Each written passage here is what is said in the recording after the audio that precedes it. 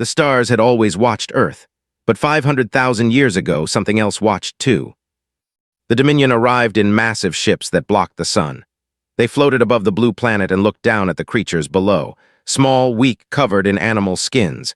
These humans lived in caves, they ate raw meat, they feared the dark.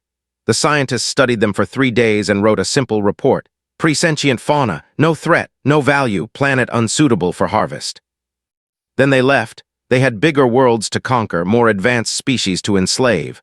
Earth was nothing, humanity was nothing.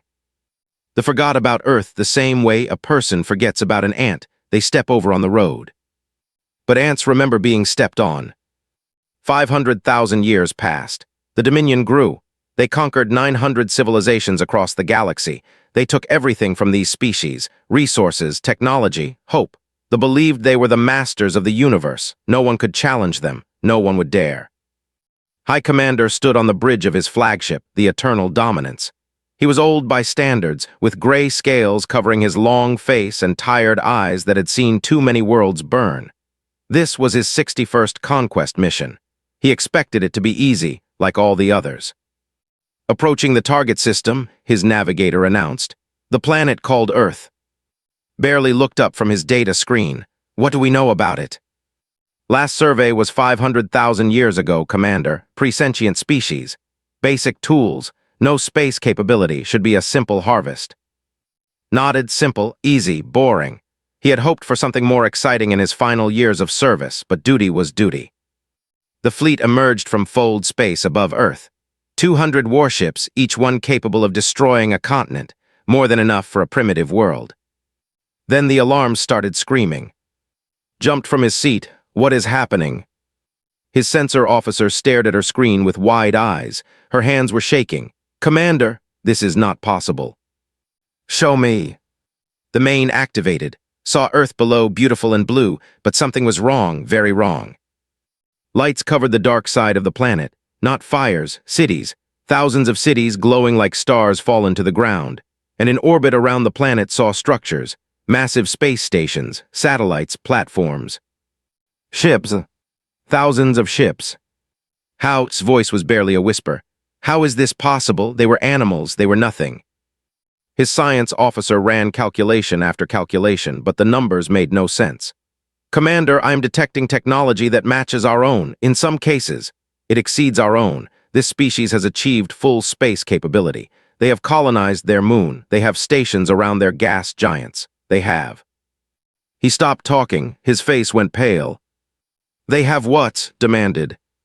They have weapons pointed at us, Commander. Many, many weapons.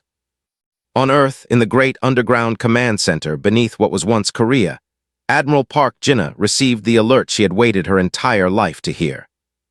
Contact confirmed, her aide reported. 200 vessels, energy signatures match the records from the probe. Jin-ah was 58 years old. She had short gray hair and calm eyes that never showed fear. She had trained for this moment since she was a young officer. Her mother had trained for it. Her grandmother had trained for it. For 300 years, ever since humanity found the ancient probe frozen in Antarctic ice, the people of Earth had prepared. They studied the probe. They decoded its language. They learned about the Dominion, about their conquests, about their cruelty. And they understood a simple truth that would return one day. When they did, humanity needed to be ready. So humanity got ready. They stopped fighting each other. The nations of Earth united under one government. The greatest minds worked together on technology that should have taken 10,000 years to develop. They built ships. They built weapons. They built a civilization that could stand against the stars. And they waited. Now the waiting was over. Admiral, her communications officer said, "They are sending a message. Standard conquest protocol according to our records. They are demanding our surrender." Jin-ah smiled. It was not a warm smile. "Let me see it." The message appeared on her screen. It was simple and cruel.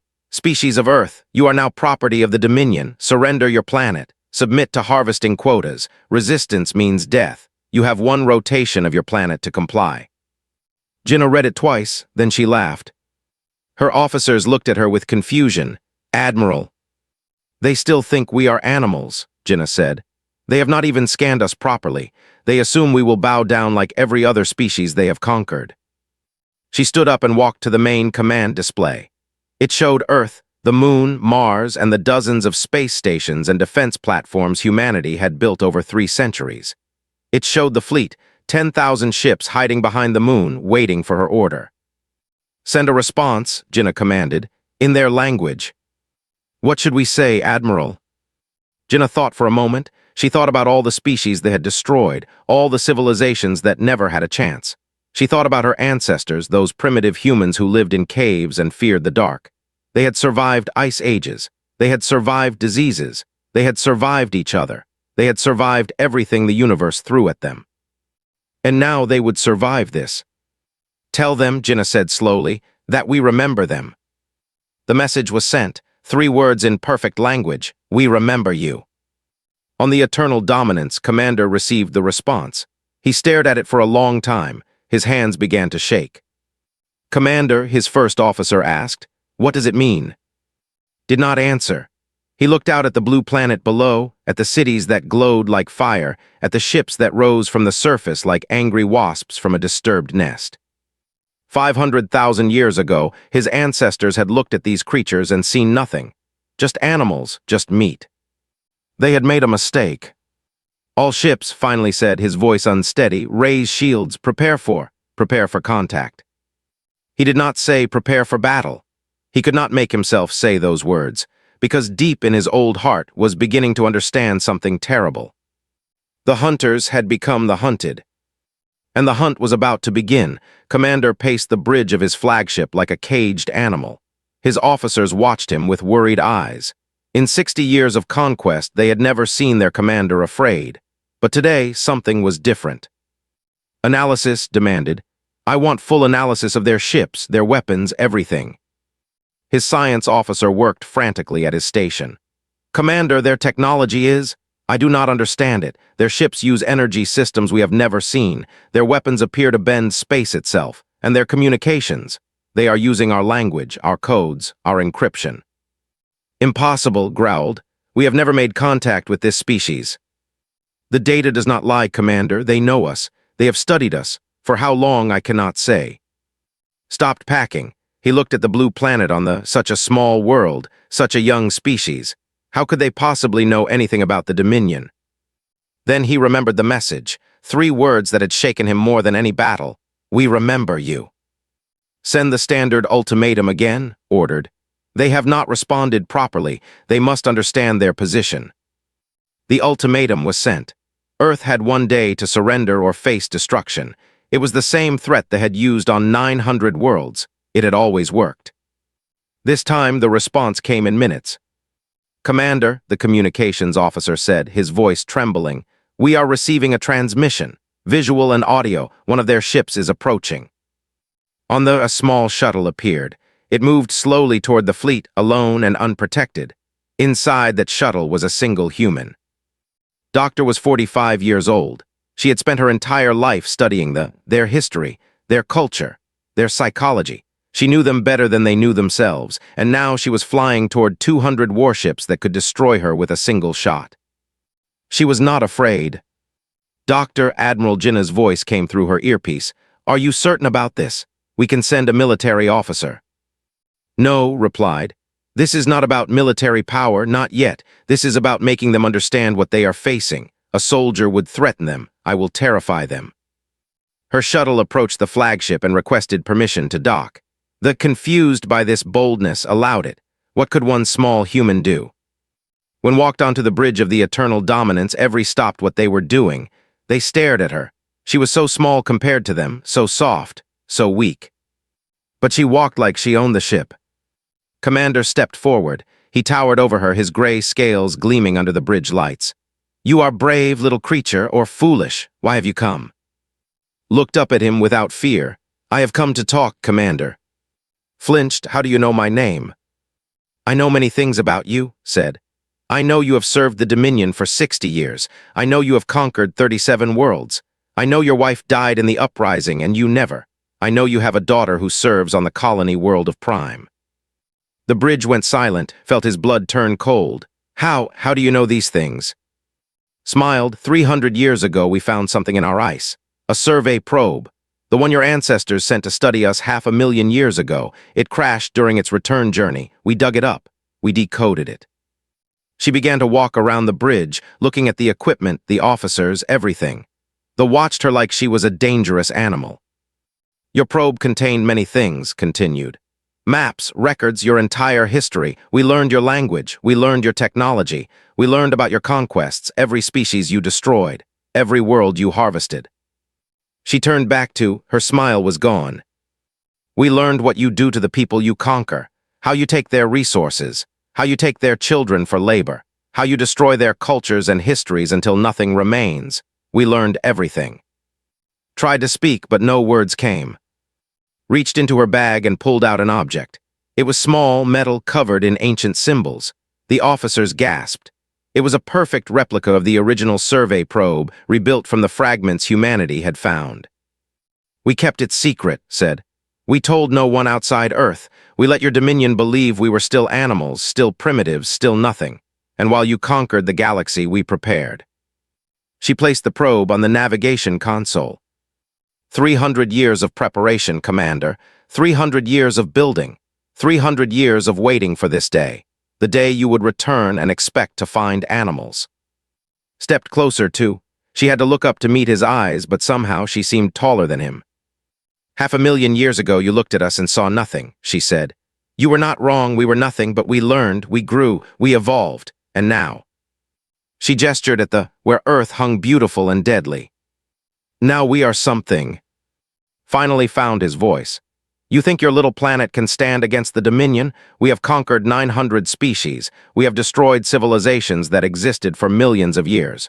You are children, insects. Nodded, yes, that is what you believe. That is what you have always believed. It is why you will lose. She pulled out a small device and activated it. A holographic display appeared in the air. It showed a map of the galaxy with territory marked in red.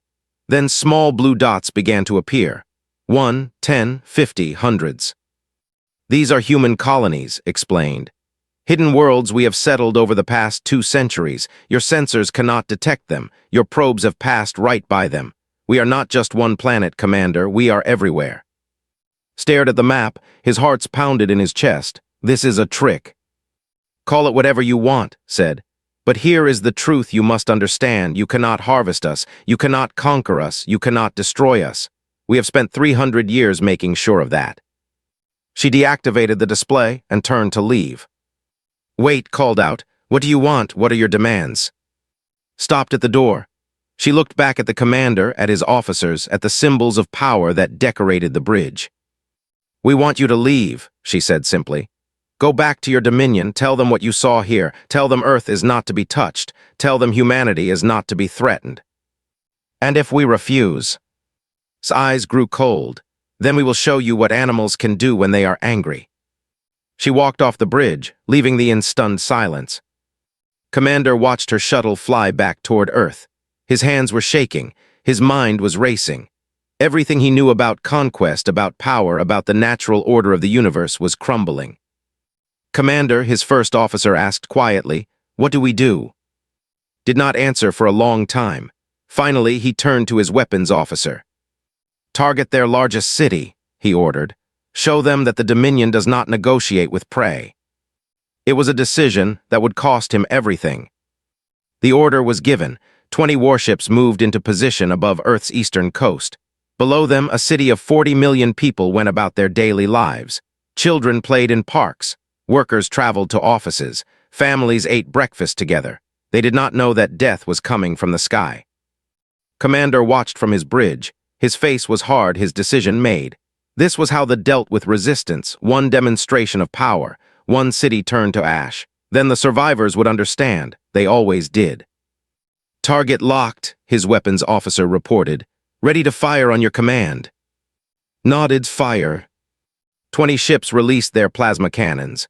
Bright blue light streaked toward the planet, each bolt carrying enough energy to level a mountain. The officers watched with satisfaction. This was familiar. This was right. This was how the universe worked. The plasma bolts fell toward the city. And then they stopped. 300 kilometers above the ground, the deadly energy simply froze in place. The bolts hung in the air like blue stars. suspended in a web of golden light that appeared from nowhere.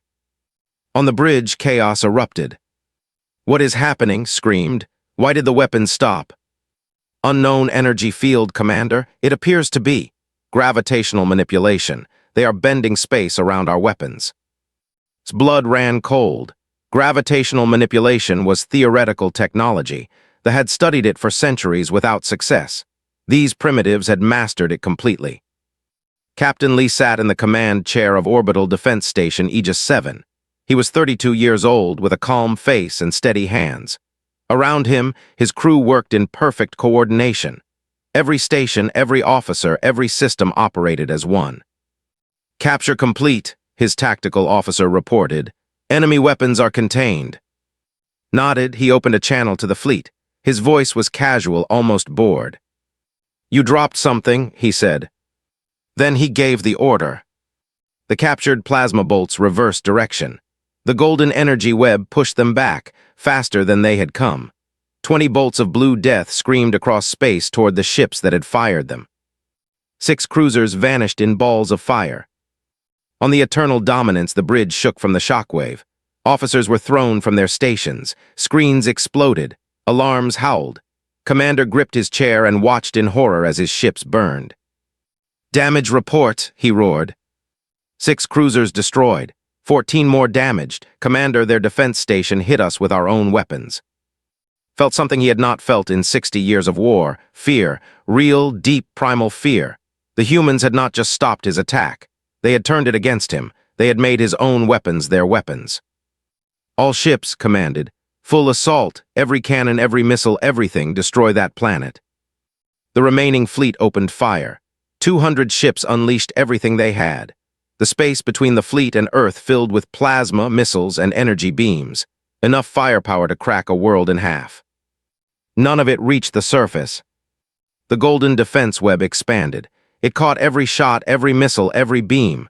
Some were deflected into empty space. Others were absorbed. A few were sent back at the ships. But the real terror came from behind. "Commander," the sensor officer screamed. "Ships appearing behind us, human ships. They were not there before." Spun around, he saw them. Dozens of human warships appearing from nowhere, surrounding his fleet. They had been there the whole time, hidden in ways that could not understand. Watching, waiting. General Sora commanded the 3rd Expeditionary Fleet from the bridge of her flagship, the Iron Dawn. She was 64 years old, with silver hair and eyes that had seen too much war. She had fought in the last of Earth's civil conflicts before unification.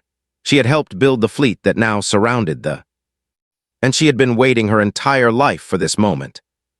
"Open a channel to the enemy flagship," she ordered. Her communications officer, Sora's face appeared on the of every ship. "Commander," she said, her voice was calm and cold. "My name is General Sora. I command the forces that now surround your fleet." Stared at the screen. This old woman, this human, spoke to him like he was a child. "You have 2 choices," Sora continued. "The first choice, withdraw now, return to your dominion, tell them that Earth is not to be touched, tell them that humanity has evolved beyond their understanding." She paused, letting her words sink in. "The second choice, stay and fight. We will destroy every ship in your fleet, we will capture those who survive, and we will send your ashes back to Prime as our message." His hands clenched into fists. "You dare threaten the Dominion? We have ruled this galaxy for 1,000,000 years." "Yes," Sora agreed, "and in that 1,000,000 years you have never met anything like us." She leaned forward, her old eyes burning with something ancient and dangerous.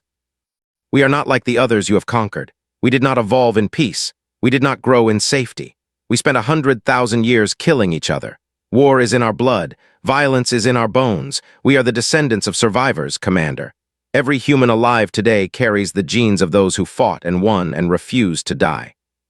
She smiled. It was not a pleasant smile. "You think your Dominion knows war? You do not know war, you know conquest. You know bullying weak species who cannot fight back. But real war, the kind that burns worlds and breaks species and leaves nothing but ash and memory." Her smile faded. "That is what we know. That is what we are. And that is what we will show you if you do not leave our space immediately." Felt the fear growing in his chest. He looked at his officers. They were all afraid. For the first time in their lives, they were facing something they could not simply crush. "Commander," his first officer whispered, "perhaps we should reconsider, report back to the High Council, get reinforcements." Wanted to agree, every instinct told him to run. But he was a commander of the Dominion, he had never retreated. He would not start now. "No," he said. "We will not run from primitives. All ships prepare for close combat. We will board their stations. We will land troops on their planet. We will crush them the old way, face to face." General Sora heard his response. She nodded slowly. "So be it," she said. "Remember, Commander, you chose this." She closed the channel and turned to her tactical officer. "Signal all ships," she ordered. "Execute attack pattern Omega, show them what humanity can do."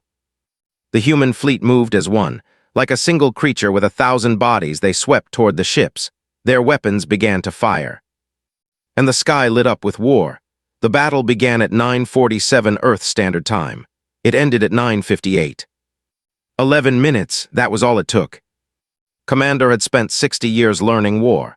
He knew every tactic, every strategy, every way to break an enemy fleet, but nothing in his experience prepared him for what the humans did. Their ships did not move like normal ships. They bent space around themselves, appearing and disappearing in ways that seemed impossible. A human cruiser would be on one side of a destroyer, then suddenly behind it, firing into its engines before the crew could react. They did not fight like individuals. Every human ship moved together like fingers on a single hand. When one ship attacked, 10 others supported it. When one ship was in danger, 5 others covered its retreat. There was no confusion, no hesitation, no wasted movement, just perfect, deadly coordination. They fired thousands of shots. Most missed completely, hitting empty space where human ships used to be. Those that connected were absorbed by shields that glowed gold and held firm. The humans fired hundreds of shots, almost none missed. Captain Lee commanded the defense from Aegis 7. He watched the battle on his tactical display, directing fire, coordinating movements, reading the flow of combat like a musician reading music. "Target cruiser at grid 7-4, he ordered. 3 ships crossfire pattern. 3 human destroyers moved instantly. Their weapons locked on the same target at the same moment. The cruiser's shields could block attacks from one direction. They could not block attacks from 3 directions at once. The cruiser broke apart in a flash of light. On the Eternal Dominance, Commander watched his fleet die. Ship after ship vanished from his display. His officers shouted reports, but he could barely hear them. The numbers did not make sense. They could not make sense. 800 years. That was how long they had dominated the galaxy. 800 years of conquest. 900 species crushed. And now, in 11 minutes, these primitives were destroying everything. "Commander," his first officer shouted, "we have lost 100 ships. The humans have lost 3. 3 against 100. It was not a battle, it was a slaughter." But was not ready to give up. If he could not win in space, he would win on the ground. Humans were soft, weak. They could not stand against soldiers in close combat. "Launch all boarding parties," he commanded. "Target their stations, land troops on their planet. We will kill them face to face." Hundreds of shuttles launched from the surviving ships. They carried the best soldiers the Dominion had, warriors bred for combat, trained since birth to kill. They had conquered 50 species in ground warfare. They had never lost. Sergeant watched the shuttles approach. He stood in the docking bay of orbital station Aegis 12, surrounded by his squad. 20 soldiers in black combat armor, carrying weapons that could cut through steel like paper. Was 35 years old. He had grown up in the streets of a city that no longer existed, destroyed in the last war before unification. He had joined the military at 16, fought in 3 campaigns, and earned every scar on his body. Now he led the best boarding defense unit in the fleet. "They are coming," his second-in-command said. "Scanners show 50 soldiers per shuttle." Nodded, "Let them come. Remember your training, stay together, cover each other, and do not give them a single centimeter." The shuttles crashed through the docking bay doors. Soldiers poured out, firing their weapons, roaring their battle cries. They were huge creatures, twice the height of humans, covered in natural armor. Their claws could tear through metal. Their teeth could crush bone. They expected the humans to run. The humans did not run. Squad opened fire. Their weapons did not use plasma or energy. They used kinetic rounds, small metal pieces accelerated to incredible speeds. Simple, old, deadly. The first wave of soldiers fell in seconds. The aliens regrouped and charged again. This time they got closer before they died. But they still died. Every human soldier knew exactly where to stand, exactly when to fire, exactly how to support the soldier next to them. They moved like a single unit, every action coordinated, every shot precise. They had never seen anything like it. One alien officer survived long enough to reach position. He swung his claws at the sergeant's head, ducked under the attack, and drove his combat knife into the joint between the officer's armor plates. The screamed and grabbed throat. He lifted the human off the ground, squeezing with enough force to crush stone. Did not panic. He looked into the alien's eyes and smiled. "You are strong," he said, his voice choked, "but strength is not enough." He pressed a button on his belt. A small explosive charge attached to the alien's armor detonated. The officer flew backward, dead before he hit the ground. Fell to his knees, gasping for air. His squad surrounded him, checking for injuries, covering the doors. "Sergeant," his second-in-command asked, "are you okay?" Nodded and stood up. His throat burned, but he could breathe. He would have bruises for weeks. "I am fine," he said. "How many did we lose?" "2 wounded, none dead." Looked at the docking bay. The floor was covered with bodies. 50 soldiers had attacked. 50 soldiers had died. His squad had lost no one. "Good," he said. "Prepare for the next wave." But there was no next wave. On the Eternal Dominance, Commander received the reports. Every boarding party had failed. Every ground assault had been stopped. His soldiers, the finest warriors in the Dominion, had been cut down like grass before a fire. And his fleet was gone. Of 200 ships, only the flagship remained. The human fleet surrounded it, weapons ready, waiting for his move. Commander sat alone on his bridge. His officers were dead or fled. His ship was crippled. His mission was over. He thought about his 60 years of service, all the worlds he had conquered, all the species he had crushed. He had believed he was powerful. He had believed the Dominion was invincible. He had been wrong. A communication signal came through. Admiral Park Jinnah's face appeared on the... She looked calm, almost peaceful, like a woman who had finished a long day's work and was ready to rest. "Commander," she said, "your fleet is destroyed, your soldiers are dead, you have lost. Do you surrender?" Stared at her, this small woman, this human. She had done what no one in the galaxy had ever done. She had defeated the Dominion. "How?" he whispered. "How did you do this?" Jinnah's expression did not change. "We prepared, we trained, we worked together, and we refused to lose." She leaned closer to the camera.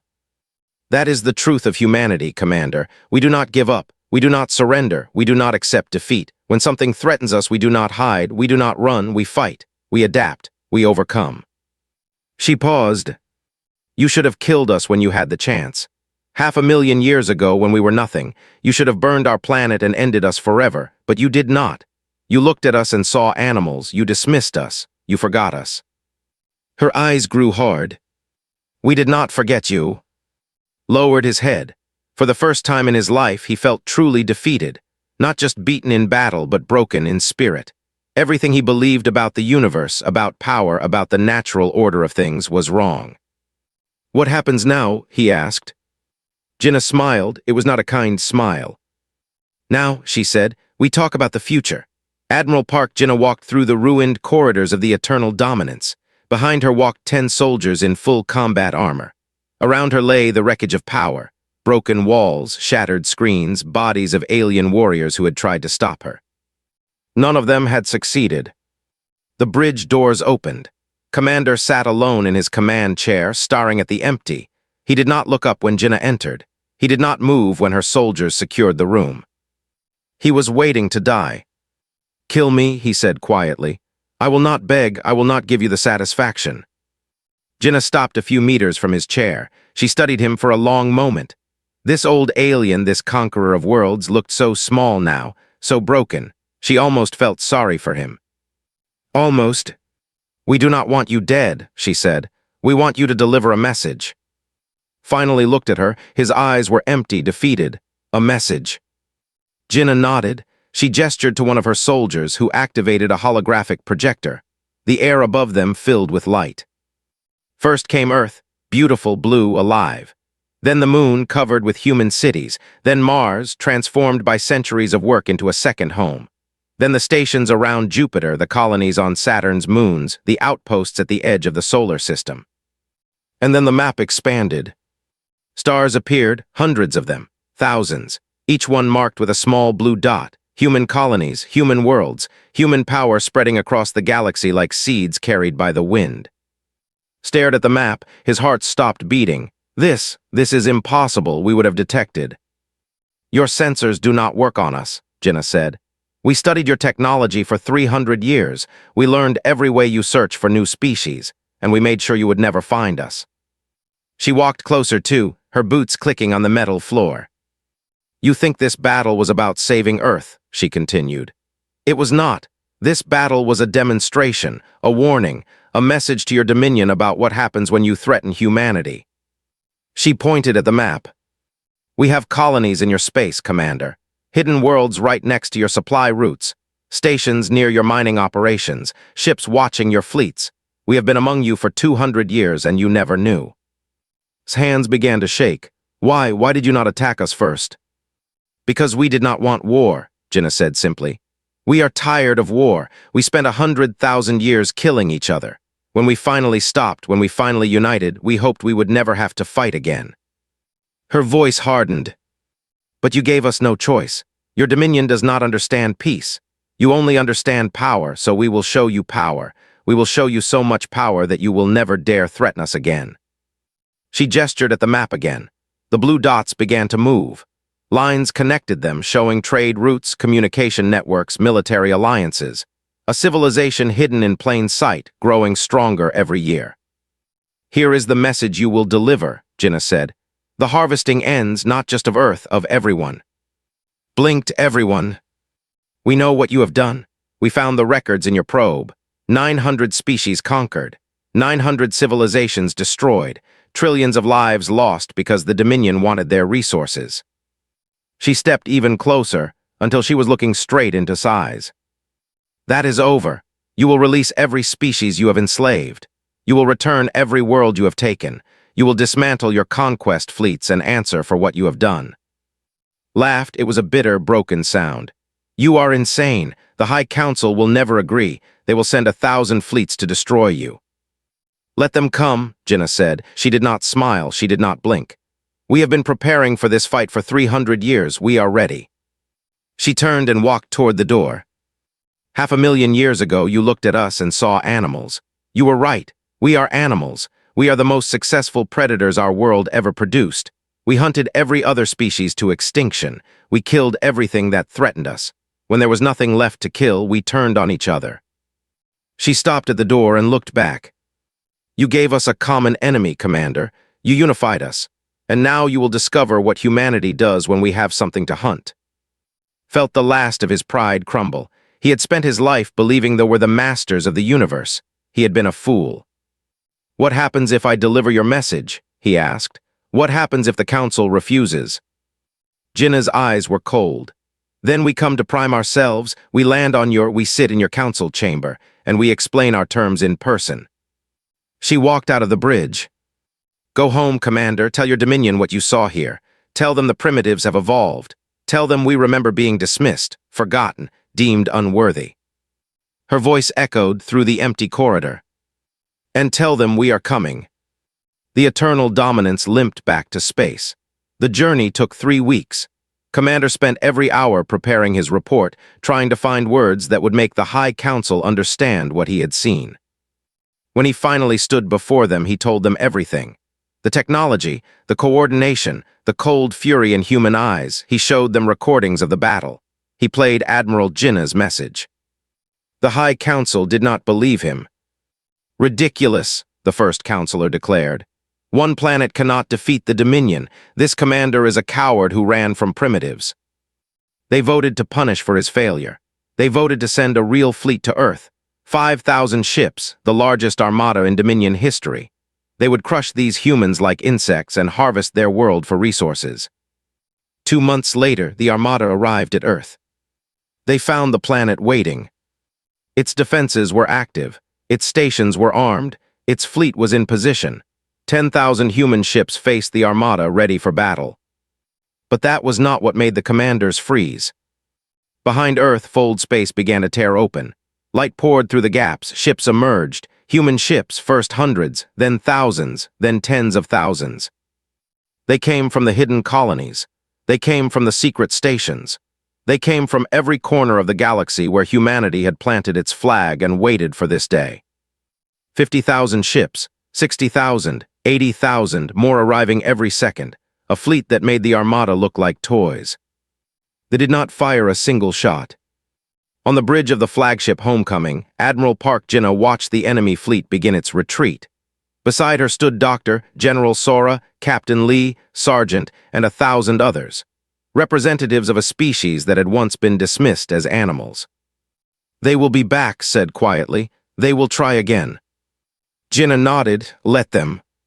She looked out at the stars.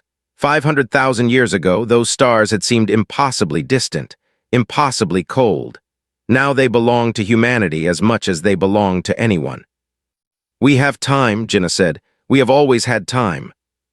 She turned to face her crew, her people, her species. "Contact the hidden colonies. Tell them to reveal themselves. The age of hiding is over. The age of fear is over." She smiled. For the first time in 300 years, she allowed herself to feel hope. "Tell the galaxy that humanity is here. Tell them we are not afraid. Tell them we remember everything that has been done to us and to others. Tell them the old order is ending." She looked back at the stars. "And tell them the new order begins today." Outside, the human fleet spread across the sky like a promise, like a warning, like a dream that had taken 500,000 years to become real. Humanity had arrived, and they would never be forgotten again.